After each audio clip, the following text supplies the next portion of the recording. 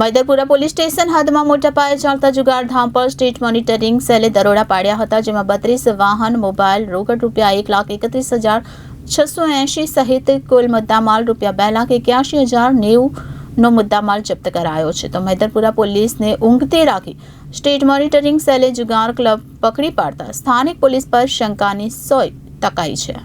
સુરત શહેરની મૈદરપુરા પોલીસ ઊંઘતી ઝડપાઈ છે. મૈદરપુરા પોલીસ સ્ટેશન હદમાં મોટા પાયે ચાલતા જુગાર ધામ પર સ્ટેટ મોનિટરિંગ સેલના દરોડા પાડવામાં આવ્યા છે. Maidarpura cinema road Krishna talkies પાસે સ્ટેટ મોનિટરિંગ સેલે દરોડા પાડ્યા હતા, જેમાં 32 વાહન, મોબાઈલ, રોકડ રૂપિયા 1,31,680 સહિત કુલ મુદ્દામાલ રૂપિયા 2,81,090 રૂપિયાનો મુદ્દામાલ જપ્ત કરવામાં આવ્યો છે.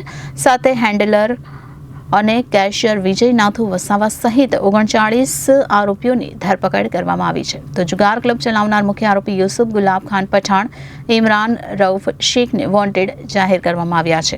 આ મૈદરપુરા પોલીસને ઊંઘતી રાખી સ્ટેટ મોનિટરિંગ સેલે જુગાર ક્લબ પકડી પાડતા સ્થાનિક પોલીસ પર શંકાની સોય સેવાઈ રહી છે.